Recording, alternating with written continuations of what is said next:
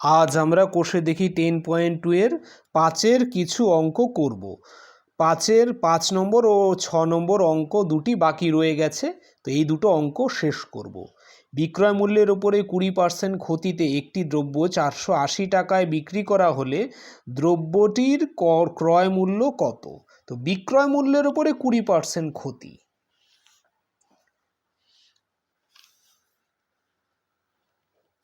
তো বিক্রয় মূল্যের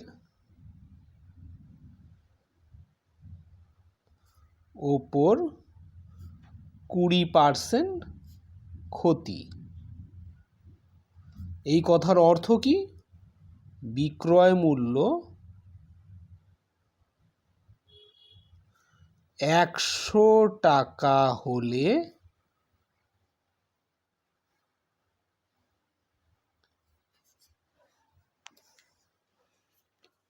ক্রয় মূল্য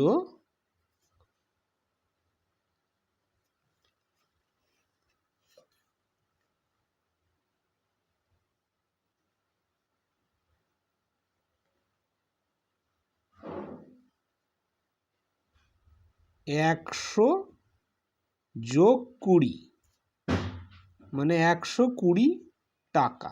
ক্রয় মূল্য বেশি হবে, ঠিক আছে। ক্ষতি বলেছে, ক্ষতি মানে ক্রয় মূল্য বেশি, বিক্রয় মূল্য কম। কিন্তু বিক্রয় মূল্য যদি 100 টাকা হয় তখন ক্রয় মূল্য হবে 120 টাকা, ঠিক আছে। এই কথাটির অর্থ হলো বিক্রয় মূল্য 100 টাকা হলে ক্রয় মূল্য 120 টাকা।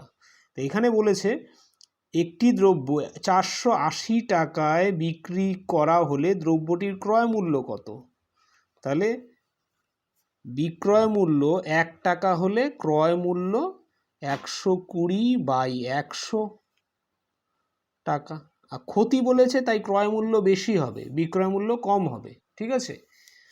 তাহলে বিক্রয় মূল্য যদি 480 টাকা হয় তাহলে ক্রয় মূল্য কত হবে? 480 গুণ 120 ডিভাইডেড বাই 100, 0 0 কাটছে। তাহলে 12কে যদি আমরা 48 দিয়ে গুণ করি তাহলে দাঁড়াবে 576 টাকা, ঠিক আছে। তাহলে এখানে উত্তর হবে 576 টাকা। দ্রব্যটির ক্রয় মূল্য, দ্রব্যটির ক্রয় মূল্য 576 টাকা।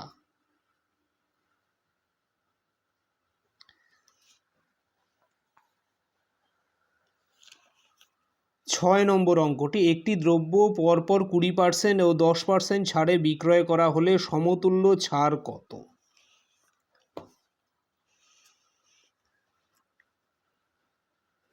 তাহলে প্রথমে 20% ছাড়, তারপরে 10% ছাড়। তাহলে 20% ছাড় মানে ধার্য মূল্য 100 টাকা হলে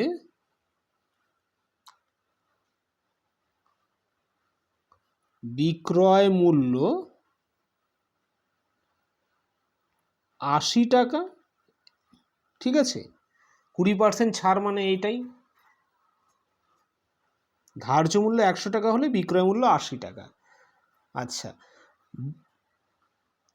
এইবার পরবর্তীতে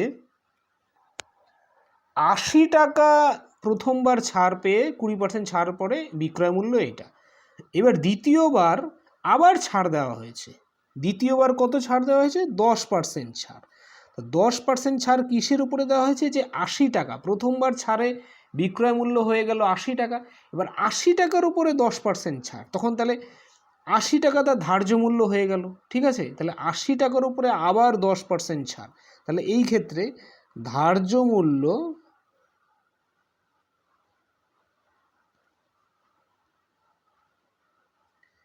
100 টাকা হলে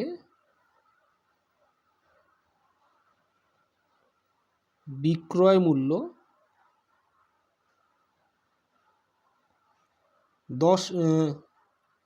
10% ছাড় 90 টাকা। 10% ছাড় মানে দ্বিতীয়বার আবার 100 টাকায় ধার্য মূল্য হলে 90 টাকা করা হয়েছে, কিন্তু দ্বিতীয়বার ধার্য মূল্য কত? ধার্য মূল্য 80 টাকা। অ্যাকচুয়ালি তো ধার্য মূল্য 80 টাকা, 1 টাকা হলে 90/100, কিন্তু অ্যাকচুয়ালি এবার দ্বিতীয়বার ধার্য মূল্য যেটা প্রথমবারে বিক্রয় মূল্য, কারণ দ্বিতীয়বার ছাড়, ঠিক আছে। তো 80 টাকা যদি ধার্য মূল্য হয় তাহলে বিক্রয় মূল্য হবে 90 গুণ 80 ডিভাইডেড বাই 100, 0 0 কাটছে, ঠিক আছে, তার মানে 72 টাকা, ঠিক আছে। তো 72 টাকা ফাইনালি বিক্রয় মূল্য পাচ্ছি। তাহলে প্রথমে আমরা কি পেয়েছিলাম, জিনিসটির 100 টাকা ধার্য মূল্য, আর জিনিসটি বিক্রি করলাম কত, পরপর দুবার ছাড় দেওয়াতে, প্রথমে 20% ছাড় দেওয়াতে সেটার বিক্রয় মূল্য হয়ে গেল 80 টাকা। এবার 80 টাকার উপরে আবার 10% ছাড়, তা 80 টাকার উপরে 10% ছাড় দেওয়াতে সেটার বিক্রয় মূল্য হয়ে গেল 72 টাকা, ঠিক আছে। তাহলে যেই জিনিসটার অ্যাকচুয়ালি 100 টাকা ধার্য মূল্য, জিনিসটি বিক্রি হলো 72 টাকা। তাহলে মোট সমতুল্য ছাড় কত, বলতে পারি সমতুল্য ছাড় যেটা 100 টাকা ধার্য মূল্য ছিল, ধার্য মূল্য থেকে ফাইনালি বিক্রি হলো 72 টাকায়, তাহলে সমতুল্য ছাড় 28 টাকা। এটা হচ্ছে দুবার, প্রথমবার 20% ছাড়ে, পরের বার 10% ছাড়ে, পরপর দুবার ছাড়ের ফলে 28 টাকা ছাড় পেলাম। কারণ এটা তো ফাইনালি 100 টাকা ধার্য মূল্য ছিল প্রথমে, এবং ফাইনালি বিক্রয় মূল্য হয়ে দাঁড়ালো 72 টাকা, ঠিক আছে। 72 টাকা, প্রথমে 20% ছাড়ে এটা 80 টাকা হলো, 80 টাকার পরে তারপরে আবার 10% ছাড়ে সেটা 72, তো ফাইনালি সমতুল্য ছাড় হলো 28 টাকা।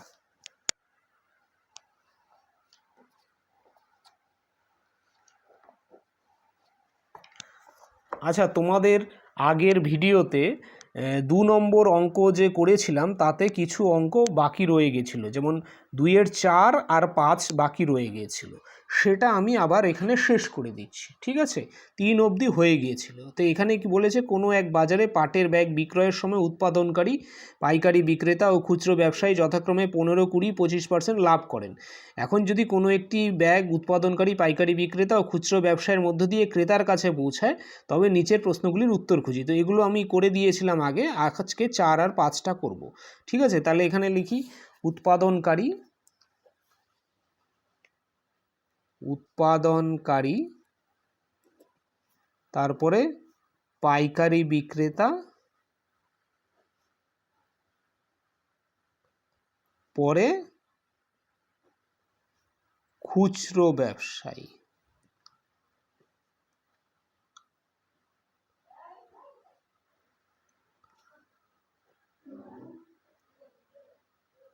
লাস্টে ক্রেতা। তাহলে এখানে 15%, তারপরে 20% লাভ করবে, লাস্টে 25% লাভ করবে।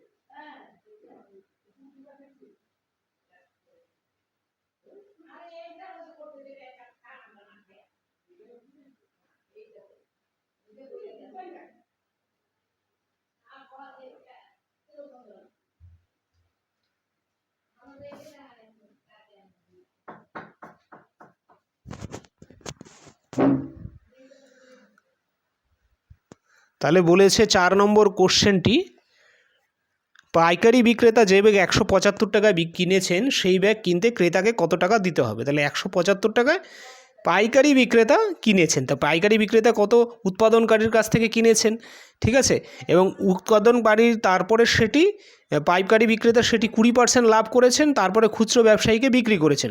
এবার খুচরো ব্যবসায়ী সেটির উপরে আবার 25% লাভ করেছেন, তারপরে ক্রেতা কিনেছেন। তাহলে প্রথমে 20% লাভ, পরে 25% লাভ হওয়ার পরে ক্রেতা কিনেছেন। তাহলে ক্রেতা 175-এর থেকে অনেক বেশি টাকায় কিনেছেন, ঠিক আছে। তাহলে পাইকারি বিক্রেতা কত টাকায় কিনেছেন, পাইকারি বিক্রেতায় 20 টাকা, 175 টাকা কিনেছেন। তাহলে 175 টাকার 20% লাভে তিনি বিক্রি করেছেন খুচরো ব্যবসায়ীতে। তাহলে 175 টাকার 20% লাভে বিক্রয় মূল্য কত হবে, 175 টাকা যদি ক্রয় মূল্য হয়, 20% লাভে বিক্রয় মূল্য, এটা ইকুয়াল টু 175 ইন্টু 120/100, ঠিক আছে, তাহলে এটা শূন্য কেটে গেল, তারপরে 5 দিয়ে কাটলে এখানে হবে 3, 35, এখানে 5 দিয়ে কাটলে 2, এখানে 6, তার মানে 210 টাকায়। তার মানে এখান থেকে বোঝা যাচ্ছে খুচরো ব্যবসায়ী 210 টাকায় কিনেছেন বা পাইকারি বিক্রেতা খুচরো ব্যবসায়ীকে 210 টাকায় বিক্রি করেছেন। এবার খুচরো ব্যবসায়ী তার উপরে আবার 25% লাভ করেন, তাহলে 210 টাকার, ঠিক আছে, 210 টাকার 25% লাভে বিক্রয় মূল্য, 25% লাভে বিক্রয় মূল্য equal to 210 into 125 divided by 100। এই দুটো 25 দিয়ে কাটলে 5, 4, এখানে 2 দিয়ে কাটলে 105, 2 দিয়ে কাটলে 2, তাহলে এখানে হবে 525 ডিভাইডেড বাই 2, মানে 262.5 টাকা। ঠিক আছে, 262 টাকা 50 পয়সা। তাহলে খুচরো ব্যবসায়ী 25% লাভ করার পরে এই মূল্যে ক্রেতাকে বিক্রি করবেন। তার মানে ক্রেতার ক্রয় মূল্য এটাই, ক্রেতা তার মানে 262 টাকায় 62 টাকা 50 পয়সায় খুচরো ব্যবসায়ীর থেকে কিনবেন। তাহলে ক্রেতা কিনবেন 262 টাকা 50 পয়সায়। এটা গেল 4 নম্বর।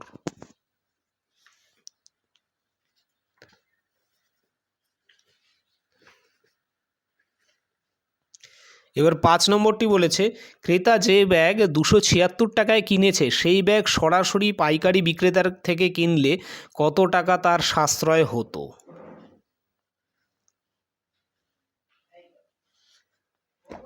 তাহলে ক্রেতা যে ব্যাগ 276 টাকায় কিনেছে, 5 নম্বরটি, ঠিক আছে, ক্রেতা যে ব্যাগ, প্রথমটা ছিল 4 নম্বর, এটা 4 নম্বর, তারপরে 5 নম্বর।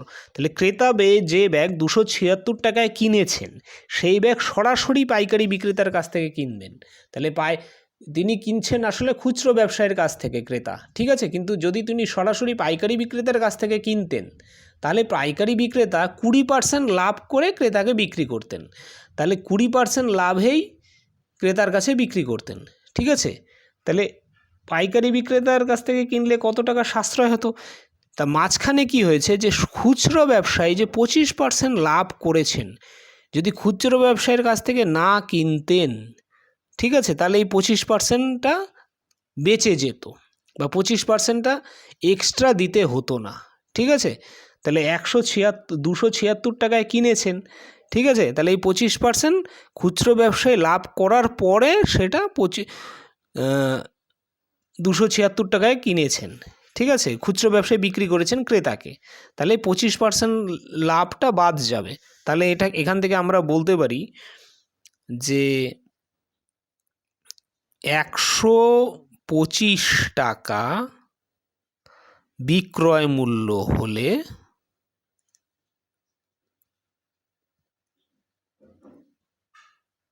ক্রয় মূল্য 25% লাভ, 25% লাভ মানে 125 টাকা বিক্রয় মূল্য হলে ক্রয় মূল্য 100 টাকা। মানে খুচরো ব্যবসায়ীর ক্রয় মূল্যটা আমরা বের করব। খুচরো ব্যবসায়ী তো 25% লাভে বিক্রি করার ক্রেতাকে বিক্রি করেছেন এবং সেটা তিনি বিক্রি করেছেন 276 টাকায়, তো সেটাই তো ক্রেতার ক্রয় মূল্য মানে 276 টাকায়, তার মানে তিনি ক্রেতা কিনেছেন।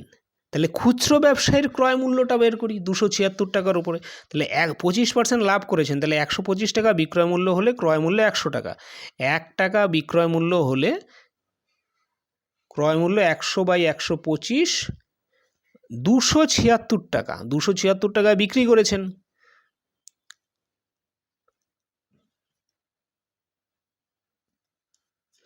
$276 ইন্টু 100 ডিভাইডেড বাই 125, এখানে 25 দিয়ে কাটলে 4, 25 দিয়ে কাটলে 5,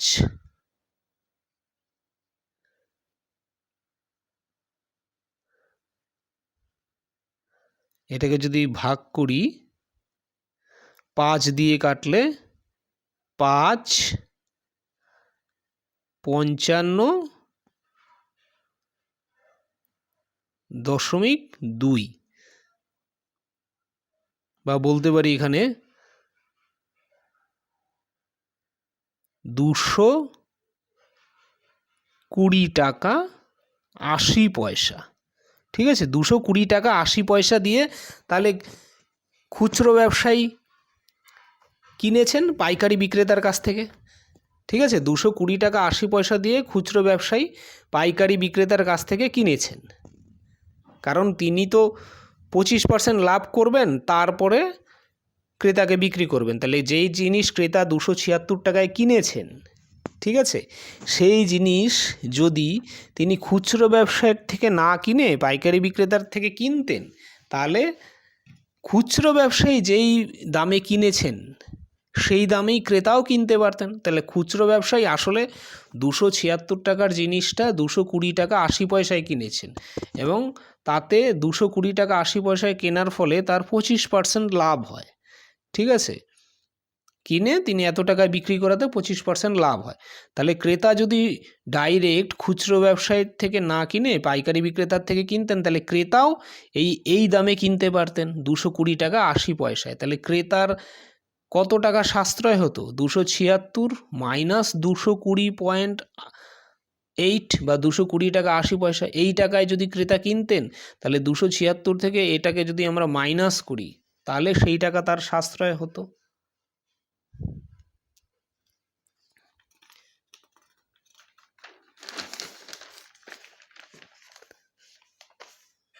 তাহলে পাইকারি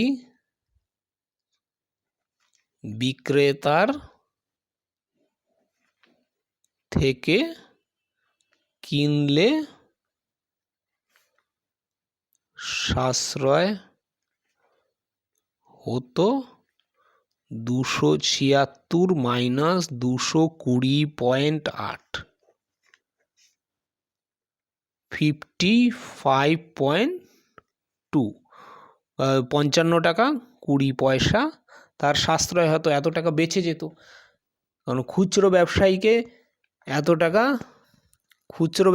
এত টাকা লাভ করে, ঠিক আছে, 25% লাভ করে, তার মানে এই টাকাটা খুচরো ব্যবসায়ী নিচ্ছেন, তারপরে 276 টাকায় বিক্রি করছেন। তাহলে এই টাকাটা খুচরো ব্যবসায়ীকে আর দিতে হবে না, তাহলে ক্রেতার এত টাকা সাশ্রয় হচ্ছে 55.20 টাকা।